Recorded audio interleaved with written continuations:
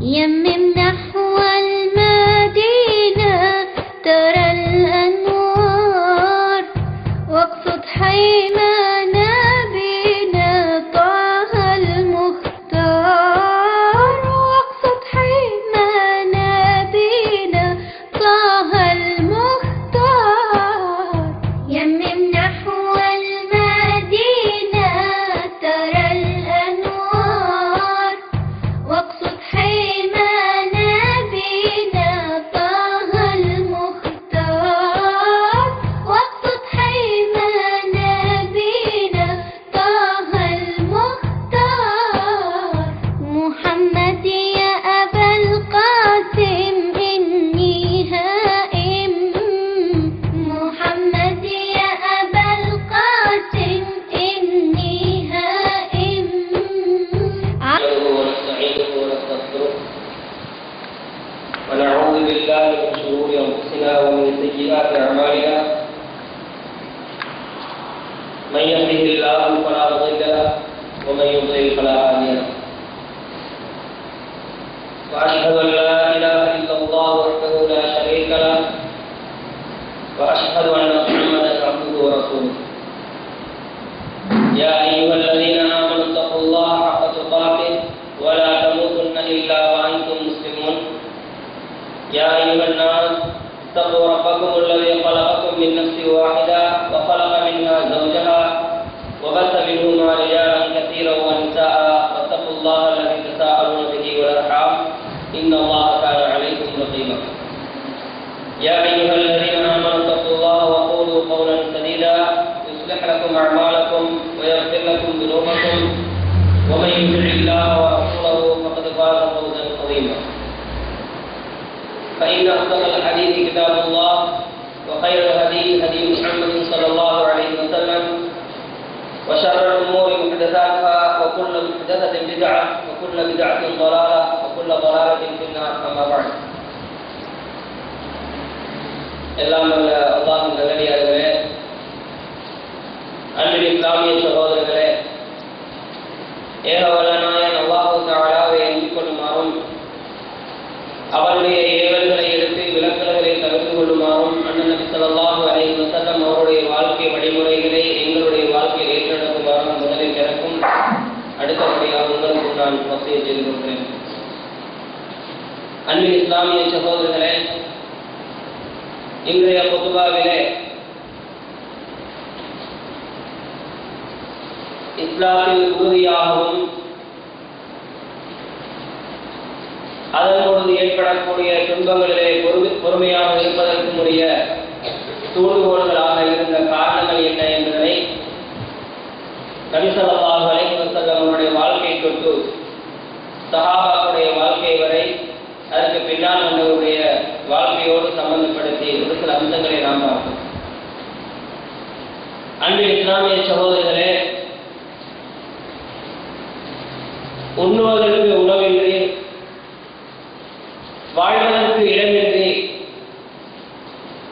எங்கு சென்றாலும் பரதேசிகள் போன்று வாழ்ந்து கொண்டிருந்த சஹாபாக்கள் யாருடைய துணையும் இல்லாத நிலையில் அவர்களுக்கு இஸ்லாமிய தஅவாவிலே வழங்கப்பட்ட அந்த உறுதியின் காரணமாக தூய்மையான மார்க்கத்தை ஏற்றுக்கொண்ட நிலையில் அவர்களுக்கு முன்வைக்கப்பட்ட அந்த இன்னல்களின் பொழுது இந்த உலகிலே பார்த்து வியக்கின்ற அளவுக்கு இவர்கள் எப்படி பொறுமையாக இருக்க முடியும், இவ்வளவு துன்பங்கள் கொடுக்கப்பட்டும் இவர்கள் ஏன் இந்த அளவுக்கு பொறுமையோடு சகிப்புத்தன்மையோடு இவர்களுக்கு எந்த பிரச்சனை வந்தாலும் அந்த பிரச்சனைகளை சர்வ சாதாரணமாக இவர்கள் எப்படி எடுத்துக்கொள்ள முடியும் என்பதை பற்றி இந்த உலகமே வியந்து பார்த்த ஒரு சந்தர்ப்பத்தை நானும் நீங்கள் ஞாபகப்படுத்திக் கொள்ள வேண்டும்.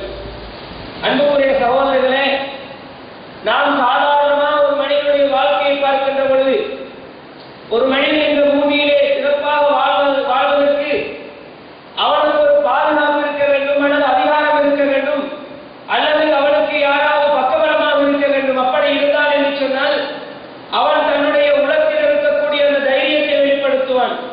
ஆனால் சஹாபாக்களுக்கு உண்ணுவதற்கு உணவு கிடையாது, வாழ்வதற்கு வீடு கிடையாது, அதே நேரத்தில் யாருடைய பாதுகாப்புக்கு கிடையாது. எந்த நேரத்தில்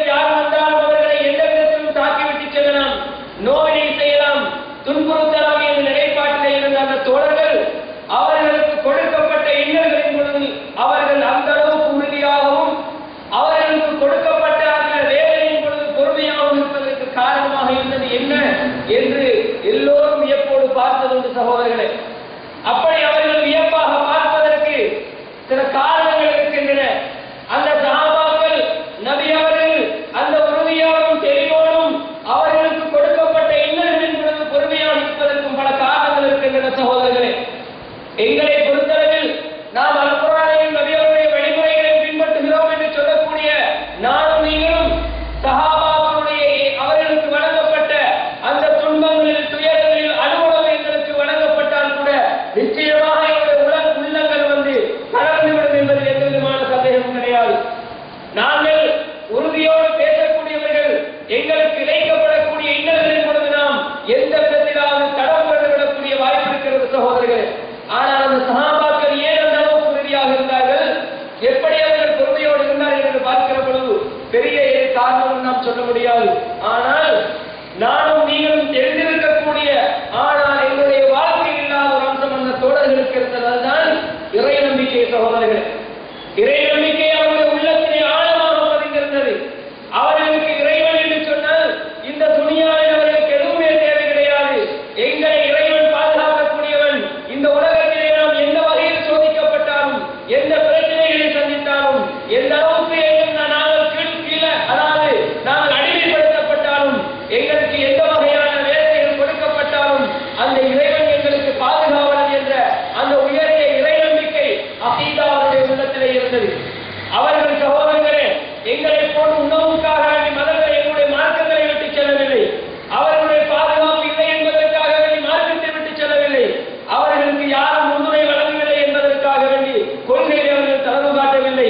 துனியாவை அவர்கள் எப்படி மதித்தார்கள் என்று சொன்னால் ஒரு இறக்கையுடைய ஒரு கொசையுடைய இறக்கைக்கு விட அவர்கள் பெருமதியாக துனியாவை பார்க்கவில்லை என்பதுதான் நிதர்சனமாக இருந்து கொண்டிருக்கிறது சகோதரர்களே. ஆனால் நாங்கள் எப்படி பார்க்கிறோம் தெரியுமா? அல்லாஹ் தஆலா அவருடைய கடமைகளை நமக்கு செய்யுமாறு சொல்கின்ற நேரத்தில் இந்த இறைவனுடைய கடமைகளை விட எங்களுக்கு துனியாதான் மேன்மை என்று நாம் கருதி கொண்டிருக்கிறோம். அப்படி அந்த சஹாபாக்களை போன்று இந்த துனியா ஒரு கொசுனுடைய இறக்கைக்கு கூட பெருமதியற்றது என்று நானும் நீங்களும் நினைத்திருந்தால், எங்களுடைய சமுதாயம் நினைத்திருந்தால், எங்களுடைய முஸ்லிம் உம்மத் நினைத்திருந்தால் அல்லாஹ்வுடைய கடமைகளை பொடுபோக்கு காட்ட மாட்டார்கள். ஏன் சகோதரர்களே, நாம் கண்கூடாக கண்டு கொண்டிருக்கக்கூடிய இந்த ஜும்ஆவுடைய தினத்தை நீங்கள் பாருங்கள். குர்ஆன் சுன்னாவை பேசுகின்ற நம்முடைய சகோதரர்களை நீங்கள் சிந்தித்து பாருங்கள். துனியாவிலே மூழ்கி இருக்கிறோம் இல்லையா? நபி ஸல்லல்லாஹு அலைஹி வஸல்லம் அவர்கள் எந்த அளவுக்கு தோழர்களுக்கு ஆர்வம் ஊட்டினார்கள். அந்த தோழர்கள் எது வந்தாலும் இறைவன் நமக்கு தேவை என்ற அடிப்படையிலே அவர்கள் தன்னுடைய வாழ்க்கையை தியாகம் செய்யவில்லையா? ஏன் அவர்கள் அந்த அளவுக்கு தியாகம் செய்தார்கள் என்றால், உணவு தரக்கூடியவன் அல்லாஹ், எங்களை பாதுகாக்கக்கூடியவன் அல்லாஹ், எங்களுக்கு எது வந்தாலும் எங்களுக்கு எல்லா நிலையிலும் இருக்கக்கூடியவன் இறைவன் என்ற அந்த உயரிய நம்பிக்கை இருந்தது. நோய்கள் வந்தால் அந்த நோய்களை குணப்படுத்தக்கூடியவன் இறைவன் என்ற நம்பிக்கை இருந்தது. அந்த அகீதா உள்ளங்களில் ஆழமாக பதிக்கப்பட்டதன் காரணமாக அந்த தோழர்கள் அவர்கள் பொறுமையோடு இருந்தார்கள், உறுதியோடு இருந்தார்கள். அவர்களுக்கு கொடுக்கப்பட்ட இன்னல்களின் பொழுது பொறுமையாக இருந்தார்கள் சகோதரர்களே. இந்த இறை நம்பிக்கையை என்னுடைய உங்களுடைய உள்ளத்திலே கை வைத்து சிந்தித்து பார்த்தால், எங்களுக்கு சாதாரணமான ஒரு பிரச்சனை வருகிற பொழுது, ஒரு நோய் வருகிற பொழுது, ஒரு பிரச்சனை வருகிற பொழுது, வியாபாரத்திலே நஷ்டம் ஏற்படுகின்ற பொழுது எங்களுடைய ஈமான் எப்படி இருக்கிறது? ஆனால் அந்த தோழர்களுடைய ஈமான் அப்படி இருக்கவில்லை சகோதரர்களே. நபி அவர்களுடைய சொல்லிவிட்டார்கள் என்று சொன்னால் அவர்கள் உடனே கட்டுப்படுவதற்கு காரணம் இறை நம்பிக்கை. இறைவன் தந்த மார்க்கத்திலே உறுதியாக இருந்தார்கள். இறைவன் சொல்லிவிட்டான் என்பதற்காக வேண்டி அவர்கள் உடனே அமல்படுத்துவதற்கு காரணம் அந்த இறை நம்பிக்கை என்பதை புரிந்து கொள்ள வேண்டும். அதே நேரத்தில் அல்லாஹ் தஆலா தனது திருமறையிலே சொல்லி காட்டுகின்றான், "வமை யத்தகில்லாஹ யஜஅல் லஹு மக்ரஜா." யார் அல்லாஹ்வை பயப்படுகிறார்களோ அவர்கள் அறியாத விதத்திலே நாம் அவர்களுக்கு வழிகளை திறந்து கொடுப்போம் என்று இறைவன் சொல்கிறான். அன்புக்குரிய சகோதரர்களே, எங்களுக்கு பொருளாதாரத்தில் வீழ்ச்சி ஏற்படுகிறது. நாம் என்ன சொல்லுகிறோம் தெரியுமா? பெரும் தாவாவை நாம் என்னுடைய தலையிலே வைத்து செயல்பட்டவர்கள், தாவாவுக்கென்றே நம்முடைய நாவுகளை பயன்படுத்தியவர்கள், எங்களுடைய ஆன்மாக்களை அதற்காக வேண்டிய ஈடுபடுத்த வேண்டும் என்ற ஆர்வத்தோடு இருந்தவர்கள். என்ன செய்கிறோம் தெரியுமா? எங்களுக்கு ஒரு பிரச்சனையில் வருகிற பொழுது, இப்பொழுது நான் தாவாவில் இருந்து கொஞ்சம் ஒதுங்கி இருக்கிறேன், என்னுடைய பொருளாதாரத்தையும் பார்க்க வேண்டும் இல்லையா என்று சொல்லக்கூடிய இருக்கிறோமா இல்லையா? எங்களுடைய வாழ்க்கையிலே நாம் எங்களுக்கு பயங்கரங்கள் ஏற்படுத்தப்படுகின்ற பொழுது, நாம் பயமுறுத்தப்படுகின்ற பொழுது, எங்களுக்கு அநியாயம் இழைக்கப்படுகின்ற பொழுது நாம் கொள்கையிலே தளர்வு காட்டுகிறோமா இல்லையா? பொருளாதார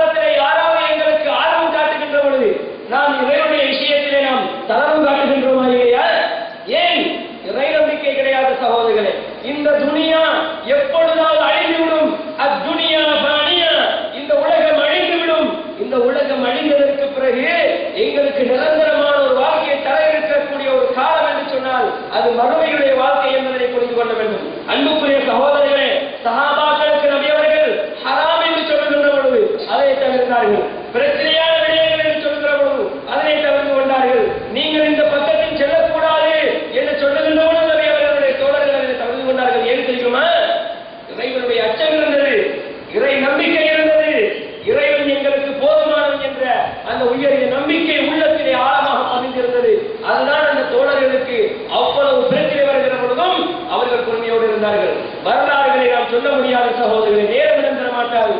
ஆனால் எங்களுக்கு தெரியும், பிலால் ரலியல்லாஹு அன்ஹு அவருடைய வாழ்க்கையை நீங்கள் சிந்தித்து பாருங்கள். அவருடைய உள்ளத்திலே அஹத் என்ற அந்த உறுதியான எண்ணம் உள்ளத்திலே பதிந்திருந்த காரணத்தினால் அவர்கள் அல்லாஹ் ஒருவன் என்ற அந்த வார்த்தை தான் நாவிலும் வெளிப்பட்டது.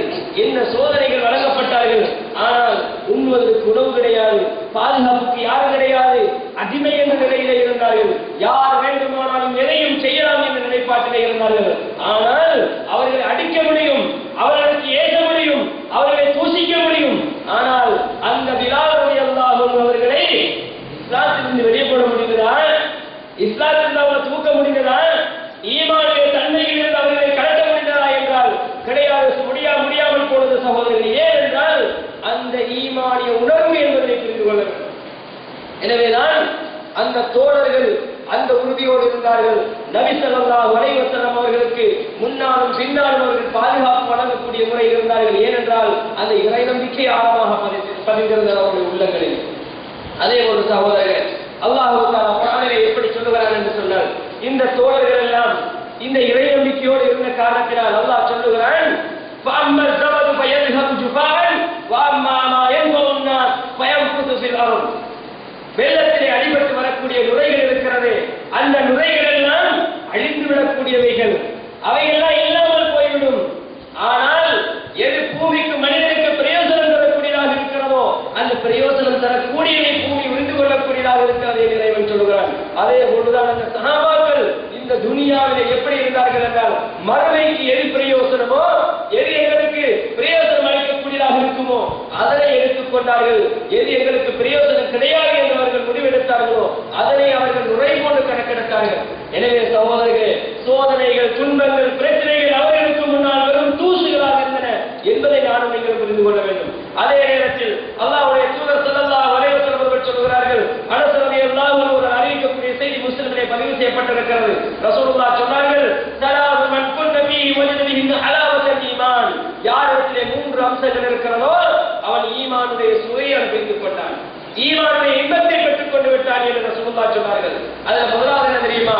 மன் கான அல்லாஹு வ ரசூலுஹு அஹப்ப இலைஹி மிம்மா சிவாஹுமா. அல்லாஹ்வும் அவருடைய தூதரும் அவர்களுக்கு எல்லாவற்றையும் விட மிக விருப்பமானவராக இருப்பார்கள். அல்லாஹ்வும் அவருடைய ரசூலும் எல்லாவற்றையும் விட மிக விருப்பமானவர்களாக இருப்பார்கள். மனைவி சொன்னால் சரி, அல்லது தந்தை சொன்னாலும் சரி, தாய் சொன்னாலும் சரி, உறவினர்கள் சொன்னாலும் சரி, நண்பர்கள் சொன்னாலும் சரி, இறைவன் சொல்லிவிட்டார் என்றால் அதற்கு அடுத்ததாக அவர்கள் எந்த பேச்சும் பேச மாட்டார்கள். இது ஒரு மனிதனுடைய உள்ளத்திலே இருக்குமாக இருந்தால் அவன் ஈமானின் சுவையை அனுபவித்துக் கொண்டார் என்று சொன்னார்கள்.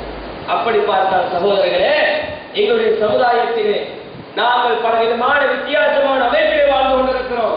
தூய்மையான மார்க்கம் ஒரு பக்கத்திலே இருக்கிறது, நாம் வித்தியாசமான கோணங்களிலே வாழ்ந்து கொண்டிருக்கிறோம். ஒரு விவாதத்தை செய்ய நினைத்தால் வித்தியாசமான முறையிலே செய்து கொண்டிருக்கிறோம். ஏன் தெரியுமா? நாங்கள் இறைவன் சொல்லிவிட்டார் என்பதற்காக, நபி அவர்கள் காட்டிவிட்டார்கள் என்பதற்காக வேண்டி நாங்கள் அவர்களை நேசிக்காத நிலையிலே நாங்கள் அதை தூக்கி எறிந்தவர்களாக இருக்கிறோம். ஆனால் அவர்கள் இருவரையும் சரியாக நாம் நேசித்திருந்தால் எங்களுடைய விவாதத்தில் வித்தியாசம் இருக்க முடியாது. என்றால் நபி அவர்கள் காட்டிய வழிமுறை ஒன்று, நபி அவர்கள் சொல்லித் தந்த இபாதத்து ஒன்று, நபி அவர்கள் செய்து காட்டிய வழிமுறைகள், இபாதத்துக்கள், அவருடைய அத்தனை கட்டளைகளும் ஒன்றாக இருந்தது. சகோதரர்களே, நாங்கள் அவைகளை ஒவ்வொரு பக்கமாக திருப்புவதற்கு என்ன செய்கிறோம் தெரியுமா? எங்கேயாவது ஒரு மூலையில் நடந்த ஒரு சம்பவத்தை கொண்டு வந்து இதற்கு ரசூலுல்லாஹ் இப்படி சொன்னாங்களே என்னோட ஆதாரத்தை சொல்கிறோம். அன்புக்குரிய சகோதரர்களே, நபி ஸல்லல்லாஹு அலைஹி வஸல்லம் அவர்கள் காட்டிய வழிமுறை ஒன்று என்று சொன்னால் எங்களுடைய சமுதாயத்திலே ஏன் இந்த அளவுக்கு பிரச்சனைகள், பிளவுகள், இபாதத்தை எடுத்தால் பல முறைகளில் ஏன் செய்யப்படுகிறது? எனவே அந்த ஈமான் சமுதாயத்தில் எத்தனை பேர் சுவைத்திருக்கிறோம்? இரண்டாவது அம்சம் ஒரு மனிதனை விரும்புவதாக இருந்தால் அந்த மனிதன் அல்லாஹ்வுக்காக மட்டும்தான் அவனை விரும்புவான். என்ன நோக்கத்துல? அவன் தூய்மையான மார்க்கத்தை செய்கிறான், இந்த தாவா பணிகளை ஈடுபடுகிறான், இறைவனுக்காக தன்னை அர்ப்பணித்திருக்கிறான், இபாதத்துக்காக தன்னை அர்ப்பணித்திருக்கிறான் என்ற ஒரே நோக்கத்தில் அந்த மனிதனை இறைவனுக்காக வேண்டி நேசிக்கக்கூடிய முறைகளை தான் அவன் நேசம் இருக்குமே தவிர துனியாவுக்காக வேண்டி அவன் ஒரு நண்பனை நேசிக்க மாட்டான், பொருளாதாரத்தை நேசிக்க மாட்டான், தன்னுடைய கூட்டத்தில் இருக்கிறான் என்பதற்காக நேசிக்க மாட்டான். சகோதரர்களே, அவன் என்ன செய்வான் என்றால் இறைவனுக்காக வேண்டி இவன் வாழ்கிறான் என்பதற்காக நேசிப்பான். அந்த நேசம் தான் அவனுடைய ஈமானுடைய சுவை அனுபவத்திற்கு இருப்பதற்கு காரணமாக இருக்கிறது என்று சொன்னார்கள். மூன்றாவது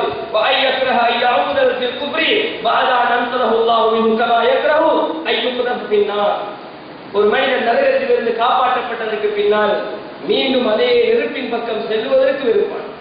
ஒத்த கையை சுட்டுப்பட்ட பிறகு நெருப்புல கை சுடுபட்டு விட்டது, மீண்டும் கொண்டு போய் கை வைப்பானா? வைக்க மாட்டான்.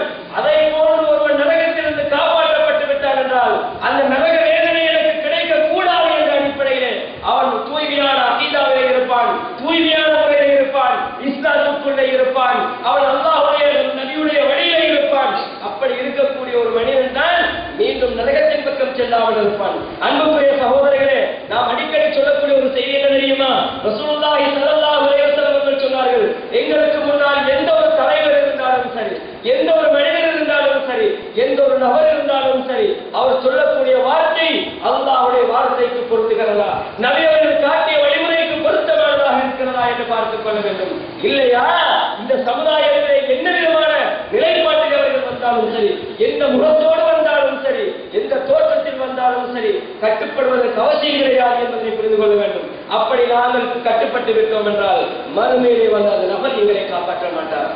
அன்புக்குரிய சகோதரர்களே, இப்படி யார் ஒருவர் மீண்டும் நரக வாயிலை தெரிந்து கொண்டு இது என்னை நரகத்துக்கு கொண்டு போய் விட்டுவிடும் என்று தெரிந்து கொண்டு அந்த பாதையை செல்கிறானோ அவன் இன்னும் ஈமானுடைய சுவையை அனுபவிக்கவில்லை என்பதைத்தான் இந்த செய்தி நமக்கு சொல்லுகிறது. எனவே ரசூலுல்லாஹி ஸல்லல்லாஹு அலைஹி வஸல்லம் அவருடைய தோழர்கள் இந்த ஈமானுடைய சுவையை சுவைத்திருந்தார்கள். அதனால்தான் அவர்களுக்கு துனியா என்பது இறக்கை ஒரு கொசுகளுடைய இறக்கைக்கு கூட பெருமதியாக இருக்கவில்லை என்பதை புரிந்து கொள்ள வேண்டும். அன்புக்குரிய சகோதரர்களே, அவர்கள் அந்த அளவுக்கு உறுதியாக இருந்து அவர்கள் பொறுமையோடு இருந்தார்களே, கொடுக்கப்பட்ட வேதனைகள் துன்பங்கள் இருந்து அவர்கள் பொறுமையாக இருந்தார்களே, அந்த பொறுமையாக இருப்பதற்கு இன்னும் சில காரணங்கள் இவைகளுக்கு பகரமான இவைகளுக்கு இன்னும் வலுவூட்டக்கூடியதாக இருக்கிறது.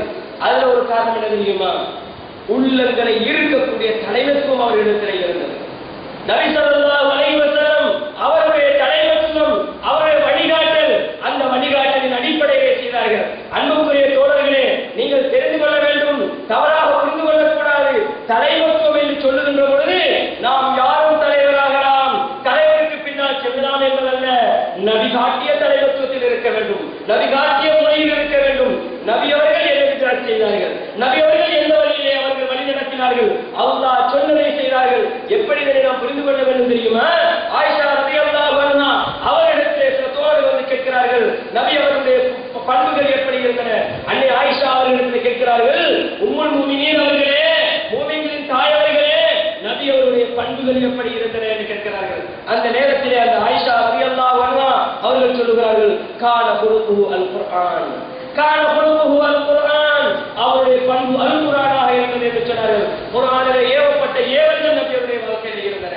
அதே நேரத்தில் அல்லாஹ் தஆலா எதனை தடுத்தாலும் அந்த தடுத்தவைகள் அவர் தடுத்து கொண்டிருந்தார். அதே நேரத்தில் அவர் அத்தனை விடயங்களும் அல் குர்ஆனாக இருந்தது. நபியை பார்த்தால் அல் குர்ஆனுடைய வடிவிலே நபி அவர்கள் வாழ்ந்து காட்டினார்கள். இப்பொழுது நமக்கு புரிந்து கொள்ள முடியுமா இல்லையா?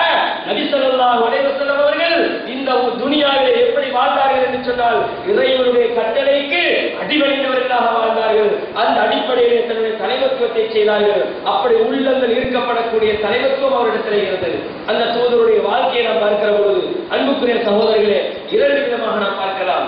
காவிர்களுடைய மனோநிலை வேறு, முஸ்லிம்களுடைய மனோநிலை வேறு. காவிர்களுடைய நிலைப்பாடு எப்படி இருந்தது தெரியுமா? நபி ஸல்லல்லாஹு அலைஹி வஸல்லம் அவர்களை பார்த்தால் காவிர்கள் கூட நடுங்குவார்கள். காவிர்கள் கூட நபி அவர்களை பார்த்து சொல்லுவார்கள், முஹம்மதே, உங்களை நாங்கள் பொய்ப்பிக்கவில்லை, நீங்கள் எதனை கொண்டு வந்தீர்களோ அதனைத்தான் பொய்ப்பிக்கிறோம் என்று சொல்லுவார்கள். அன்புக்குரிய சகோதரர்களே,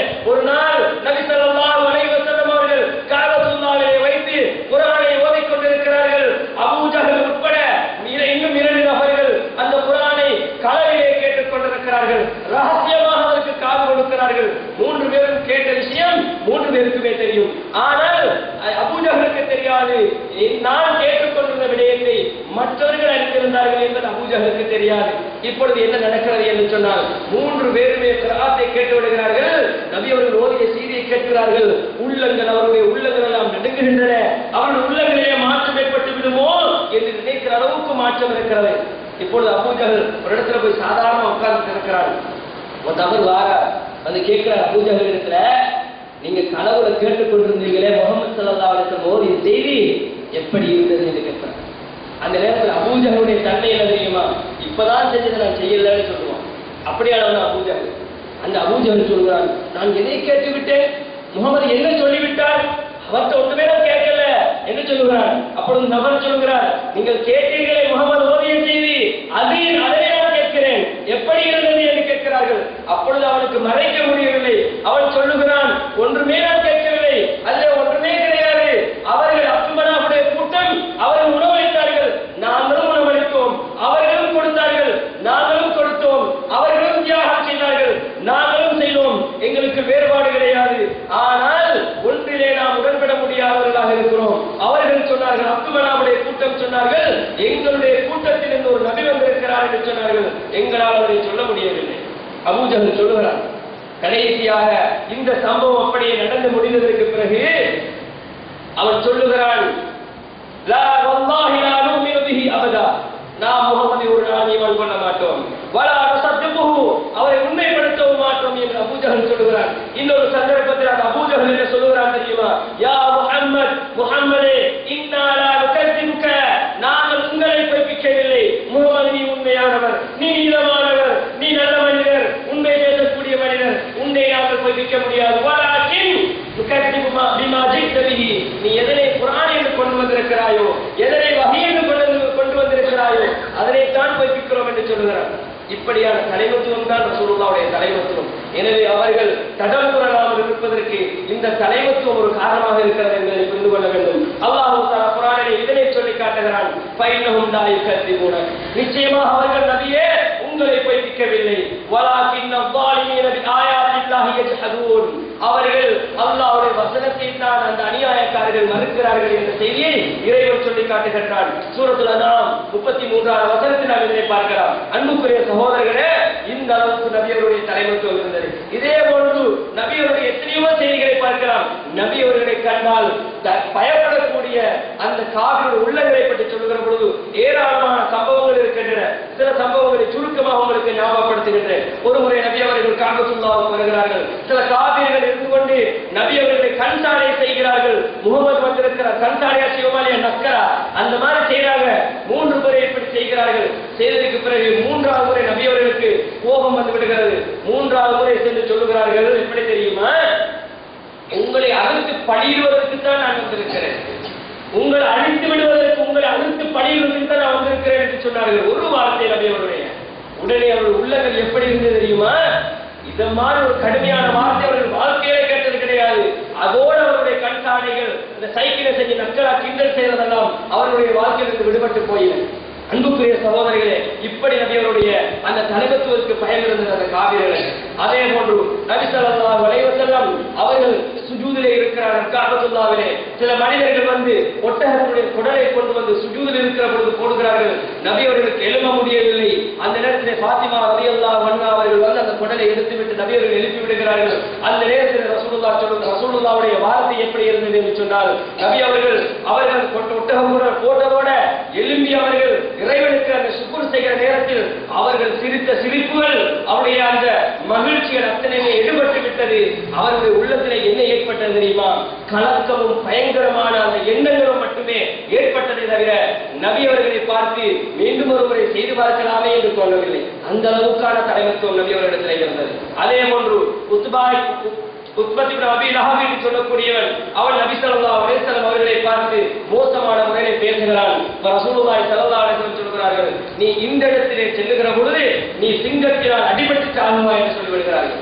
அப்போ ஒரு நாள் அந்த உத்பத் இப்னு அபீ லஹப் என்று சொல்லக்கூடியவன் ஒரு பயணம் செல்கிறான். பிரயாண கூட்டத்தோடு சென்றிருக்கிறான். இரவு தங்கிக் கொண்டிருக்கிற நேரத்திலே அவன் எப்பொழுதுமே நபியுடைய அந்த வார்த்தை அப்படியே வந்து அலைமோதிக் கொண்டே இருக்கிறது. எதிரொலியாக நீ சிங்கத்தால் தான் சாக போகிறாய்.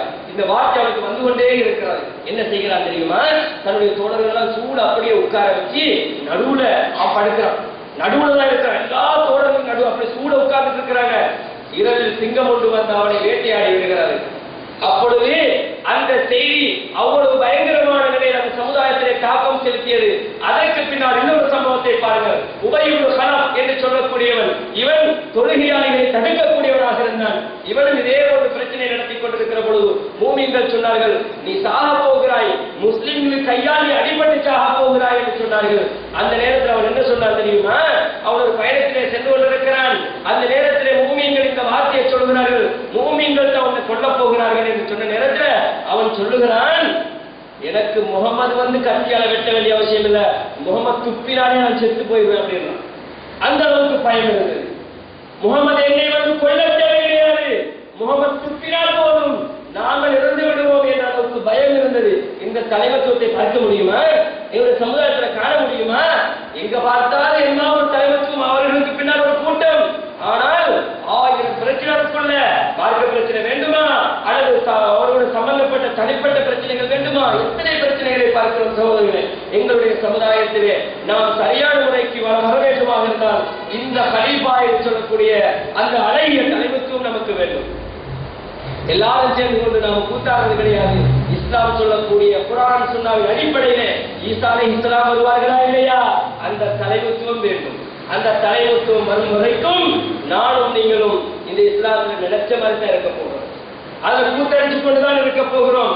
அவனோட அதாவது தஜ்ஜாலுடைய தீங்கிலிருந்து எங்களை காக்க போறது யாரு? அது ஈசா அலைஹிஸ்ஸலாம். அந்த தலைமைத்துவம் வரும் வரைக்கும் இந்த பிரச்சனைக்கு முடிவு கிடையாது என்பதை புரிந்து கொள்ள வேண்டும். இது நபியருடைய முன்னறிவிப்பு சகோதரர்களே. இது நபியருடைய முன்னறிவிப்பு. மஹதி என்று சொல்லக்கூடிய ஒருவர் வருவார். அவரும் எங்களை அழகிய முறையை வழிநடத்த போகிறார் இன்ஷா அல்லாஹ். அந்த மஹதி அதே ஈசா அலைஹிஸ்ஸலாம் அவருடைய வருகை வரும் வரைக்கும் எங்களுக்கு இதை போன்ற தலைமைத்துவம் கிடையாது. ஆனால் எல்லாரும் தலைமைத்துவத்தை கேட்பார்கள் என்பது மட்டும் உறுதியான ஒரு செய்தி. அதே போன்ற சகோதரர்களே, இப்படி ஏராளமான சம்பவங்களை பார்க்கலாம். எனவே இவ்வாறான இந்த சம்பவங்கள் நாம் எதனை சொல்லுகிறது என்று சொன்னால், ரசூலுல்லாஹி ஸல்லல்லாஹு அலைஹி வஸல்லம் அவர்களை பார்த்த அந்த சமுதாயம் எந்த அளவுக்கு பயப்பட்டது, குஃப்ரியத் எந்த அளவுக்கு நடுங்கியது என்பதை புரிந்து கொள்ளலாம். ஆனால் சஹாபாக்களுடைய நிலைமை எப்படி இருந்தது தெரியுமா? நபி அவர்கள் என்று சொன்னால், யா ரசூலுல்லாஹ் உங்களுக்கு என்ன வேண்டும்? எங்களுடைய உயிரை தரட்டுமா? எங்களிடத்திலிருந்து நீங்கள் எதனை எதிர்பார்க்கிறீர்கள் யா ரசூலுல்லாஹ்? எங்களுடைய உயிரை நாங்கள் தியாகம் செய்கிறோம், எங்களுடைய பொருளாதாரத்தை தருகிறோம் யா ரசூலுல்லாஹ், உங்களுக்காக வேண்டி நாம் எதை வேண்டுமானாலும் இழக்க தயாராக இருக்கிறோம் என்று சொல்லக்கூடியவர்களாக சஹாபாக்கள் இருந்தார்கள். காபீர்கள் ஒருபுறம் அங்கே பயந்து நடுங்குகிறார்கள், இந்த பக்கமாக சஹாபாக்கள் முன்வருகிறார்கள். அத்தபானி பைனஹும் அவர்களுக்கு மத்தியிலே தியாகம் ஒரு பரவிக்கொண்டே இருக்கிறது. யா ரசூலுல்லாஹ் நான் வருகிறேன், யா ரசூலுல்லாஹ் உங்களோடு நான் இருக்கிறேன், யா ரசூலுல்லாஹ் சொல்லுங்கள் வெட்டி விடுகிறேன், யா ரசூலுல்லாஹ் அவனை வெட்டட்டுமா? இப்படித்தான் சஹாபாக்களுடைய நிலைப்பாடு இருந்தது. ஏன் தெரியுமா? சஹாபி ரசூலுல்லாஹி ஸல்லல்லாஹு அலைஹி வஸல்லம் அவர்களுக்கு சில வார்த்தைகள் சொல்லுகின்ற பொழுது கூட அவர்கள் என்ன சொன்னார்கள் தெரியுமா? நபி அவருடைய காலிலே ஒரு முள் தைப்பதை கூட எங்கள் உள்ளங்கள் ஏற்றுக்கொள்ள முடியாது. நபி அவர்கள் இந்த கல்வி மரத்திலே நீ நிறுத்தப்பட வேண்டும் என்று சொல்லுகிறாயா என்று சொன்னவர்கள் சஹாபாக்கள். ஏன் அந்த நிலைப்பாடு வந்தது தெரியுமா? இந்த தியாக உணர்வும் இந்த பொறுமையும் ஏற்பட்டதற்கான காரணம் முதலாவது அகீதா, அவருடைய உள்ளத்தில் இருந்த இறைவனை பற்றியான தூய்மையான நம்பிக்கை. இரண்டாவது அவருடைய உள்ளங்கள் இருக்கக்கூடிய தலைமைத்துவம் என்பதை புரிந்து கொள்ள வேண்டும். எனவே சகோதரர்களே, இந்த அடிப்படையிலே இன்னும் சில காரணங்களை சுருக்கமாக நாங்கள் அடுத்து வரக்கூடிய இரண்டாவது குத்துபாவிலே பார்ப்போம். எனவே இந்த அடிப்படையில் அகீதா என்ற உள்ளங்களிலே உறுதியாக இருக்க வேண்டும். நாமளுடைய வாழ்க்கையிலே இறைவனை பற்றியான நம்பிக்கையை தெளிவாக படிக்க வேண்டும். இறைவன் என்பவன் யார்? அவன் எப்படிப்பட்டவன்? அவன் எவ்வாறான சக்திகளை கொண்டவன்? நாம் எப்படி வாழ்ந்தால் அவன் எங்களுக்கு வெற்றியை தருவான் என்ற அந்த உறுதியான அகீதாவை படிக்க வேண்டும். சாதாரணமாக படித்தோம், 5 நேரம் தொழ வந்தோம், நாம் எல்லாம் ஜும்மாவுக்கு வந்தோம், பிசினஸ் செய்தோம், இப்படி இருந்தால் சொர்க்கம் செல்ல முடியாது. பின்னால் சில செய்திகளை உங்களுக்கு சொல்லுகிறேன், இன்ஷா அல்லாஹ் நீங்கள் புரிந்து கொள்வீர்கள். எனவே சகோதரர்களே, இஸ்லாத்தில் உறுதியாக இருங்கள். இங்கே இருக்கக்கூடிய அத்தனை பேரும் இறைவன் முன்னால் நிறுத்தப்பட்டு நான் உட்பட விசாரணைக்கு உட்படுத்தப்படுவோம். அந்த நேரத்தில் எங்களுடைய பதிவுகள் எப்படி இருக்க போகிறதோ அல்லாஹ் தான் பாதுகாக்க வேண்டும். சுப்ஹானல்லாஹ், எங்களுடைய வாழ்க்கையை அல்லாஹ் தஆலா பாதுகாக்க வேண்டும். அல்லாஹ் தஆலா அவருடைய கடுமையான கேள்விகளில் என்னையும் உங்களையும் காப்பாற்ற வேண்டும். உங்களுடைய தூய்மையான அந்த உயர்தரமான சுவரத்திலே என்னையும் உங்களையும் நுழைவிக்க வேண்டும். வல்ல ரஹ்மான் அதற்கு எனக்கும் உங்களுக்கும் தௌஃபீக் செய்வானாக. அல்ஹம்துலில்லாஹ் வஸ்ஸலாத்து வஸ்ஸலாமு அலா ரசூலில்லாஹ் முஹம்மதின் அப்துல்லாஹ் அம்மா பஅத். அன்புக்குரிய சகோதரர்கள், சஹாபாக்களுடைய உள்ளங்கள் எப்படி இருந்தது என்று சொன்னால் சில கவிஞர்கள் சொல்லுவார்கள், காந்தத்தை நோக்கி இரும்பு ஈர்க்கப்படுவது போல அந்த சஹாபாக்களுடைய அத்தனை தன்மைகளும் நபியவருடைய உள்ளத்தின் பக்கம் ஈர்க்கப்பட்டது என்று சொல்லுவார். அந்த அளவுக்கு நபியவர்களுக்கு அவர்கள் அன்பு கொண்டவர்களாக இருந்தார்கள். அன்புக்குரிய சகோதரர்களே, நாம் 2 காரணங்களை பார்த்தோம். 3வது காரணம் என்ன தெரியுமா? கடமை உணர்வு. அஷ்ஷுஊரு பில் மஸ்ஊலியா, கடமை உணர்வு. இந்த கடமை உணர்வின் காரணமாகத்தான் சஹாபாக்கள் இந்த அளவுக்கு உறுதியோடும் அதிலே வந்த பிரச்சனைகள் பொழுது பொறுமையாக இருந்தார்கள். இன்னும் அது கடமை உணர்வு, இந்த அகீதாவே இருந்த கடமை உணர்வு தான்.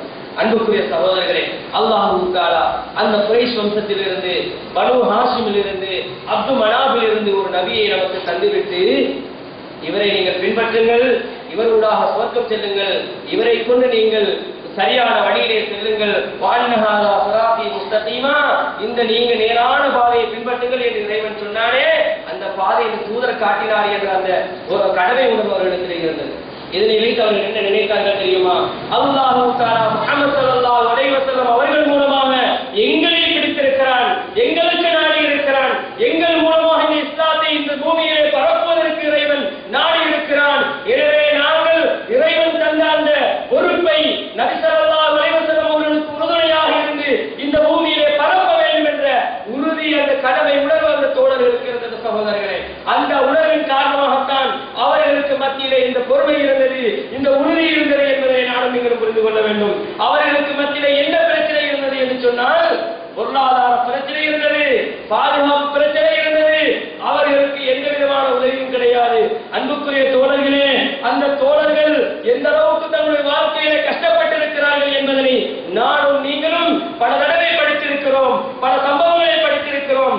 அப்படிப்பட்ட அந்த கஷ்டமான சூழலிலும் இந்த கடமை உணர்வை உணர்ந்தார்கள். அன்புக்குரிய தோழர்களே, எங்களுடைய கடமை உணர்வை நானும் நீங்கள் உணர்வோமாக இருந்தால், இஸ்லாத்தின் பக்கம் இருக்கக்கூடிய இந்த கடமை உணர்வுகள், இந்த தஅவாவில் இருக்கக்கூடிய ஆர்வம், நாம் செய்ய வேண்டும், தூய்மையான தீனியை நம் பூமியிலே நிலைநாட்ட வேண்டும் என்ற அந்த உறுதியான எண்ணம் எனக்கும் உங்களுக்கும் வேண்டும். அன்புக்குரிய சகோதரர்களே, எப்படி அந்த ஜாகிலிய சமுதாயத்தில் ரோமர்கள், பாரசீகர்கள், குறைஷியர்கள் என்று ஏராளமான காவிர்கள், யஹூதிகள் எல்லாம் இருக்கின்ற பொழுது அல்லாஹ் தஆலா குறிப்பிட்ட ஒரு தொகையிலே அந்த முஹம்மது ஸல்லல்லாஹு அலைஹி வஸல்லம் அவர்களோடு தேர்ந்தெடுத்தானோ, அதே போன்று இன்று லட்சக்கணக்கான கோடிக்கணக்கான மக்களுக்கு மத்தியிலே ஒரு சிலரை அல்லாஹ் தேர்ந்தெடுத்திருக்கிறான். சிந்திக்க வேண்டும். அதற்காக வேண்டி நாம் சஹாபாக்கள் அளவுக்கு உயர்ந்தவர்கள் என்று சொல்லவில்லை, ஆனால் அந்த கடமை உணர்வை நமக்கு தந்திருக்கிறான் என்பதை புரிந்து கொள்ள வேண்டும். அந்த கடமை உணர்வு நமக்கு வேண்டும், அந்த கடமையை எங்களுக்கு தந்திருக்கிறான். அன்புக்குரிய சகோதரர்களே, நானும் நீங்களும் தெளிவாக புரிந்து கொள்ள வேண்டும். எனக்கென்று ஒரு போக்கு, எனக்கென்று ஒரு கூட்டம் என்று இருக்காமல், இறைவனுக்காக வேண்டிய ஒரு கூட்டம், இறைவனுடைய போக்கு, வான்னஹாதா சிராத்தி முஸ்தகீமா, இதுதான் என்னுடைய நேரான பாதை, ஃபத்தபிஊஹு, இதனை நீங்கள் பின்பற்றுங்கள், வலா தத்தபிஉ சுபுல ஃபதஃபர்ரக பிகும் அன் சபீலிஹி, நீங்கள் பல பாதைகளை பின்பற்றாதீர்கள். அப்படி நீங்கள் பின்பற்றுவீர்கள் என்று சொன்னால் இறைவனுடைய பாதையில் அது உங்களை பிரித்துவிடும். இறைவன் சொல்லுகிறானா இல்லையா? நபி ஸல்லல்லாஹு அலைஹி வஸல்லம் அவர்கள் சொன்னார்கள், நான் உங்களை தரத்து பீக்கும், உங்களை நான் விட்டுச் செல்கிறேன். எப்படி தெரியுமா? உங்களை ஒரு தெளிவான ஒளியின் பால் விட்டுச் செல்கிறேன். அதனுடைய இரவு கூட பகல் போன்று வெளிச்சமாக இருக்கும். தெளிவான பாதையை நபி அவர்கள் விட்டிருக்கிறார்கள். ஆனால் ஒரு சமுதாயம் ஒரு விதமாக சொல்கிறார்கள், ஒரு விதமான இபாதத்தை செய்கிறார்கள், ஒரு விதமாக இந்த சமுதாயத்தை வழிநடத்துகின்றார்கள். அன்புக்குரிய சகோதரர்களே, நான் ஒரு வைத்தியர் என்பதற்காக வேண்டி இறைவன் என்னை சுவனத்திற்கு அனுப்ப மாட்டான். நான் ஒரு இன்ஜினியர் என்பதற்காக வேண்டி என்னையே இறைவன் சுவர்க்கத்துக்கு அனுப்ப மாட்டான். ஆனால் அகீதாவிலே உறுதியாக இருக்கக்கூடிய ஓரிரை கொள்கையிலே எந்த நிலைப்பாட்டிலும் நான் உறுதியாக இருப்பேன் என்று அந்த அகீதாவோடு இருந்த ஒரு வைத்தியனாக இருந்தால் அவனை இறைவன் சுவர்க்கத்துக்கு அனுப்புவான். ஆனால் நானும் நீங்கள் எப்படி நினைக்கிறோம் தெரியுமா? எங்களுடைய இஸ்லாமிய கல்வியை விட, இந்த இஸ்லாத்தை படித்து மக்களுக்கு சொல்வதை விட, இந்த தாவா பணியிலே ஈடுபடுவதை விட துனியா என்று இருக்கிறோம், மனைவி மக்கள் என்று இருக்கிறோம்.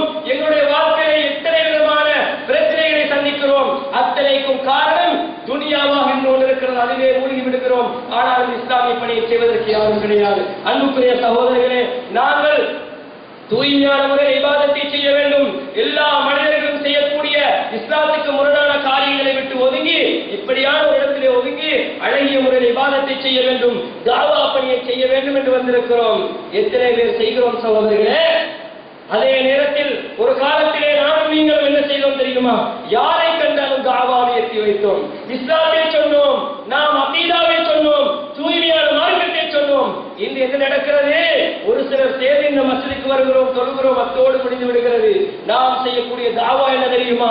வெள்ளிக்கிழமை 4 வெள்ளிக்கிழமைகள் வருகின்றன, சில வேளை ஒரு மாதத்துக்கு 5 வெள்ளிக்கிழமை வருகிறது. உங்களோட தாவா பணி எப்படி இருக்கிறது? 5 ஜும்மா செய்கிறோம், அது எல்லாரும் செய்யறாங்க, எல்லாரும் செய்கிறார்கள். ஆனால் சஹாபாக்கள் அப்படி இருக்கவில்லை சகோதரர்களே. இன்று ஒரு அடி பின்னால் வந்து விடுகிற பொழுது நான் விட்டு விடுகிறேன் என்று சொல்லுகிற அளவுக்கு தான் எங்களுடைய உள்ளங்கள் இருக்கின்றன. ஆனால் இந்த தாவாவை பற்றி கேட்க போகிறார், இந்த இடத்தை பற்றி கேட்க போகிறார், இந்த இடத்தை நிர்வகிக்கக்கூடிய இடத்திலே இதனை பற்றி கேட்க போகிறான், பொறுப்பாக இருக்கக்கூடிய அத்தனை பேரிடத்திலும் இறைவன் கேட்க போகிறான். உன்னுடைய பொறுப்பை செய்தாயா? உனக்கு தந்தேனே, அழகிய இடத்தை தந்தேனே, பாதுகாப்பான இடத்தை தந்தேனே, தூய்மையான இதை செய்ய வேண்டும் என்று நீ ஒதுங்கி இருந்தாயே, அப்படியான ஒரு இடத்தை தந்தேனே, செய்தாயா என்று கேட்கிற பொழுது என்ன சொல்ல போகிறோம் சகோதரர்களே? எல்லோரும் தாவா செய்கிறோம், எல்லாருடைய வாயிலும் இருப்பது வாயில் மாத்திரமே, தாவா செயல்பாட்டிலே கிடையாது. எனவே சகோதரர்களே, எங்கள் ஒரு உதாரணத்துக்கு நான் சொல்லுகிறேன். இந்த இடத்திலே மார்க்கத்தை படிப்பதற்கு உங்களுடைய பெண்களை அனுப்பி வையுங்கள், நீங்கள் வந்து அந்த வகுப்புகளிலே கலந்து கொள்ளுங்கள் என்று சொன்னால் எத்தனை பேர் அனுப்பி வைக்கிறோம், எத்தனை பேர் கலந்து கொள்கிறோம் சகோதரர்களே? எங்களுடைய வாழ்க்கையில இந்த இஸ்லாத்தை படிப்பதற்காக ஒரு நேரத்தை ஒதுக்குகிறோமா? உடனே வருகிறது, வகுப்பிலே இருக்கிறோம், ஒரு நிகழ்ச்சியை கேட்கிறோம், இறைவனை பற்றி பேசுகிறோம், கேட்டுக்கொண்டிருக்கிறோம், உடனே தொலைபேசி அழைப்பு வருகிறது, 1 லட்சம் ரூபாய்க்கு ஒரு வியாபாரம் நடைபெறப் போகிறது, வாருங்கள், துனியா எங்களுக்கு ஆகா தேவை கிடையாது, விட்டு போறோமா இல்லையா? அன்புக்குரிய சகோதரர்களே, இறைவனிடத்தில் எப்படி பதில் சொல்ல போகிறோம்? ஆனால் அந்த சஹாபாக்கள் அப்படி இருக்கவில்லை. அந்த சஹாபாக்கள் சிலர் இறைவனுக்காக தன்னுடைய வாழ்க்கையை முழுமையாக அர்ப்பணித்திருந்தார்கள். அதுதான் இந்த அளவுக்கு நானும் நீங்களும் சொல்லுகிறோமே, என்னுடைய பெயர் முஹம்மத், என்னுடைய பெயர் அப்துல்லா, நானும் முஸ்லீம் என்று சொல்லுகிறோமே, அதற்கு காரணம் அந்த தோழர்கள் செய்த தியாகமும் அவர்கள் பட்ட கஷ்டமும் தான் என்பதை புரிந்து கொள்ள வேண்டும். எனவே சகோதரர்களே, அந்த கடமை உணர்வு இருக்க வேண்டும். அதே போன்று ஆகிராவை பற்றிய நம்பிக்கை இருக்க வேண்டும். மறுமை பற்றிய நம்பிக்கை இருந்தால் நாங்கள் யாருமே எந்த விதமான பிரச்சனையும் நமக்கு மத்தியில் இருக்காது. அல்லாஹு தஆலா எங்களுடைய உள்ளங்களை அந்த மறுமையை பக்கம் திருப்பி வைத்திருக்கிறான். நான் மறுமைக்கு செல்ல போகிறேன், இறைவனிடத்திலே கேட்பான், இறைவனை விசாரிப்பான், அவனுக்கு நான் பதில் சொல்ல வேண்டும் என்ற நிலைப்பாட்டை நானும் நீங்கள் விருப்பமாக இருந்தால், அந்த உறுதி இருக்குமாக இருந்தால், நிச்சயம் இந்த தாவா பணி, இந்த உறுதி, அதே நேரத்தில் எங்களிடத்தில் வரக்கூடிய பிரச்சனைகள் அத்தனைக்கும் நாங்கள் பொறுமையோடு இருந்து முகம் கொடுப்போம் என்பதில் சந்தேகம் கிடையாது. அடுத்ததாக சகோதரர்களே, அந்த தோழர்கள் அந்த அளவுக்கு உறுதியாகவும் வந்த பிரச்சனைகளுடைய விஷயத்துல பொறுமையாகவும் இருப்பதற்கு காரணம் அல்குர்ஆன் முன்னைய சமுதாயத்திலே செய்திகளை சொல்லி காட்டியது. எப்படி என்று சொன்னால், இன்னைக்கு நாம சொல்லிட்டோமா இல்லையா? நெஞ்சில கையை வச்சு சொல்றோம், பெருமூச்சல் விட்டு சொல்றோம், நான் தான் தப்பிட்டேன் சொல்றோமா இல்லையா? ஏன்? நான் சிறுக்கு செய்வதில்லை, நான் விசாரணை செய்வதில்லை, நான் தப்பி விட்டேன் சொல்றோமா இல்லையா? ஆனால் இறைவன் சொல்லுகிறான், சும்மா விட்டுருமா உன்னைய? இறைவன் கேட்கிறான். அந்த சஹாபாக்கள் எந்த அளவுக்கு கஷ்டமான சூழலை சந்தித்தார்கள் தெரியுமா? ஹப்பாப் அரசு உங்களுக்கு தெரியும். நபி ஸல்லல்லாஹு அலைஹி வஸல்லம் ஒரு போர்வையை மடித்து கஅபத்துல்லாஹ்வை தலை வைத்து சாய்ந்து கொண்டிருக்கிறார்கள். ஹப்பாப் ரலியல்லாஹு அன்ஹு வருகிறார்கள். அந்த ஹப்பாப் யார் தெரியுமா? அன்புக்குரிய தோழர்களே, ஜாஹிலிய காலத்தில் இஸ்லாத்துக்கு முன்னால் அவர் வாள்களையும் அம்புகளையும் அந்நியர்களுக்கு செய்து கொடுத்தவர், யுத்தத்திற்காக வேண்டி அவைகளை தயார் செய்து கொடுத்தவர். அந்த நேரத்தில் ஒரு அடிமையாக இருந்தார்கள். அந்த நேரத்திலே இவர்களுக்கு இந்த கொள்கை போய் சேர்கிறது, அகீதா கிடைக்கிறது, இஸ்லாத்தை ஏற்றுக்கொள்கிறார்கள். இஸ்லாத்தை ஏற்றுக்கொண்ட ஒரே காரணத்துக்காக வேண்டி அவர் என்ன செய்யப்படுகிறார் என்று சொன்னால், இரும்புகள் சூடாக்கப்படக்கூடிய அடுப்பிலே அவர்கள் வைக்கப்பட்டு சூடேற்றப்படுகிறார்கள். அவருடைய அந்த சூடேற்றப்பட்டதன் காரணமாக உடலிலே இருந்த கொழுப்புகள் பின் துவாரத்தின் ஊடாக வழிந்து அந்த நெருப்புகள் இரும்பை சூடாக்கக்கூடிய அடுப்பு அடைந்தது என்ற வரலாறை நாம் பார்க்கிறோம். அவருடைய உடல் முழுக்கவே பல நெருப்பு காயங்கள், இரும்பால் வைக்கப்பட்ட சூட்டு காயங்கள் இருந்தன என்பதை உமர் ரலியல்லாஹு அன்ஹுவுடைய வரலாற்றிலே நாங்கள் பார்க்கிறோம். உமர் ரலியல்லாஹு அன்ஹு ஒரு சந்தர்ப்பத்திலே சஹாபாக்களுக்கு முன்னால் காட்டுகிறார்கள், இந்த ஹப்பாப் யார் தெரியுமா? இந்த ஹப்பாப் உங்களுக்கு யார் என்று தெரியுமா என்று சொல்லிவிட்டு சொல்லுகிறார்கள். ஆடையை உயர்த்தி காட்டுகிறார்கள். உடம்பிலே ஒரு இடம் கூட இல்லாமல் அத்தனை இடமும் சூடு போடப்பட்டிருந்தது. எதற்காக வேண்டி? இந்த தாவாவுக்காக, இந்த அகீதாவுக்காக, இந்த ஓரிரை கொள்கைக்காக என்பதை புரிந்து கொள்ள வேண்டும். எனவே அந்த தோழர் வந்து கேட்கிறார்கள், யார சொல்லலாம், எங்களுக்காக உதவி கேட்க மாட்டீர்களா? யார சொல்லலாம், அல்லாஹ்விடத்திலே உதவியை கேளுங்கள், எங்களால் தாங்க முடியவில்லை யார சொல்லலாம், நாங்கள் நோயினை செய்யப்படுகிறோம், வேதனை செய்யப்படுகிறோம் யார சொல்லலாம், தாங்க முடியவில்லை, எங்களுக்கு பிரார்த்தனை செய்யுங்கள், அல்லாஹ்விடத்திலே உதவியையும் வெற்றியையும் கேளுங்கள் என்று சொல்கிறார்கள். உடனே நபி ஸல்லல்லாஹு அலைஹி வஸல்லம் அவர்கள் என்ன சொல்கிறார்கள் தெரியுமா? அந்த தோழரை பார்த்து சொல்கிறார்கள், ஹபாபே, உங்களுக்கு முன்னால் வாழ்ந்த சமுதாயங்கள் எப்படி இருந்தார்கள் தெரியுமா? எப்படி சோதிக்கப்பட்டார்கள் தெரியுமா? இரும்பு தீப்புகளினால் அவருடைய உடல்கள் வாழப்பட்டன. அவருடைய உடம்பிலே இருக்கக்கூடிய எலும்புகளை தவிர நரம்புகள், சதைகள் அப்படியே கலட்டி எடுக்கப்பட்டன. இதை போன்று நீங்கள் சந்திக்காதவரை நீங்கள் இந்த அல்லாஹ்வுடைய உதவியை அவசரப்பட்டு எதிர்பார்க்கிறீர்களா என்று சொல்கிறார்கள். அன்புக்குரிய தோழர்களே, எங்களுடைய வீட்டிலே என்ன நடந்திருக்கிறது, என்னுடைய உடலிலே என்ன நடந்திருக்கிறது, எங்களுக்கு என்ன சோதனை வந்திருக்கிறது, நாங்கள் என்ன செய்கிறோம், இந்த இஸ்லாமிய பணியை எப்படி நாம் பார்க்கிறோம், எங்களுடைய வாழ்க்கையில இந்த உறுதியும் தெளிவும் இருக்கிறதா என்று சிந்தித்து பாருங்கள் சகோதரர்களே. அந்த நேரத்தில் அந்த தோழருக்கு நபி ஸல்லல்லாஹு அலைஹி வஸல்லம் சொல்கிறார்கள், வலாகின்னகும் தஸ்தஅஜிலூன், நீங்கள் அவசரப்படுகிறீர்கள் என்று சொல்கிறார்கள். அன்புக்குரிய தோழர்களே, அல்லாஹ் தஆலா சொல்கிறான், அம் ஹஸிபத்தும் அன் ததுகுல் ஜன்னத வலம்மா யஅதிகும் மஸலுல் லதீன ஹலவ் மின் கப்லிக்கும், உங்களுக்கு முன்னால் இருந்தார்களே அவர்களுக்கு வந்த சோதனைகள் போன்று உங்களுக்கும் வராமல் நீங்கள் லேசா சொர்க்கம் போக முடியும் என்று நினைக்கிறீர்களா என்று சொல்லிவிட்டு அல்லாஹ் கேட்கிறான். மஸ்தத்துஹுல் பக்ஸா வல்லர்ரா, அவர்களுக்கு பல சோதனைகள், பல நெருக்கடிகள் அவர்களுக்கு வழங்கப்பட்டன. வஸுல்திலு ஹத்தா யகூல ரசூல், எந்த அளவுக்கு சொன்னால் அந்த தூதர் சொல்லுவாராம், அந்த சமுதாயத்துடைய தூதர் சொல்லுவாராம், அல்லாஹ்வை பார்த்து பிரார்த்தனை செய்வாராம், மதா நஸ்ருல்லாஹ், அல்லாஹ்வுடைய எப்பொழுது வரும்? யார் சொல்றது? அந்த தூதர் சொல்லுவார், இப்படியான இந்த வேதனையை, இப்படியான இந்த சோதனைகளை நீங்கள் சந்திக்காதவரை சாதாரண சொர்க்கம் செல்ல முடியும் என்று நினைக்கிறீர்களா என்று அல்லாஹ் தஆலா கேட்கிறார். சூரத்துல் பக்ரா 214வது வசனத்தில் அல்லாஹ் சொல்கிறார். அது மட்டுமல்ல சகோதரர்களே, அலிஃப் லாம் மீம் அஹஸிபன் நாஸு அய்யுத்ரகு அய்யகூலு ஆமன்னா, நாமெல்லாம் ஈமான் கொண்டுட்டோம், நாமெல்லாம் முஃமின்கள், நாமெல்லாம் முஸ்லிம்கள் என்று சொன்னால் நீங்கள் விட்டுவிடப்படுவீர்களா? அவர்கள் விட்டுவிடப்படுவார்கள் என்று நினைக்கிறார்களா என்று அல்லாஹ் தஆலா கேட்கிறார். கேட்டுவிட்டு சொல்கிறார், வலகத் ஃபதன்னல் லதீன மின் கப்லிஹிம், அவர்களுக்கு முன்னால் இருந்தவர்களை நாம் சோதித்தோம். எதற்காக தெரியுமா?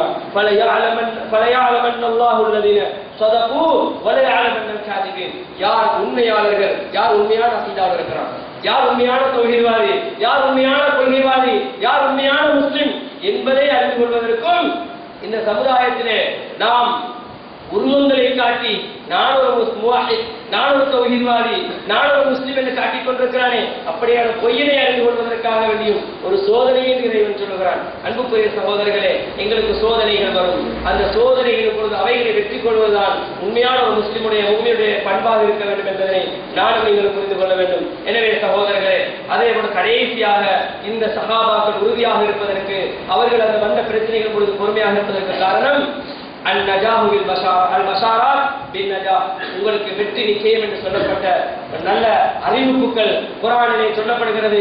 யார் இந்த உலக வாழ்க்கையிலே அல்லாஹ்வை விசுவாசம் கொண்டு நல்ல மனிதரை செய்து அவனுக்காக வேண்டி வாழ்கிறார்களோ நிச்சயமாக அவர்கள் சுவர்க்கத்துக்குரியவர்கள், சுவர்க்கத்திலே நிரந்தரமாக இருப்பார்கள்.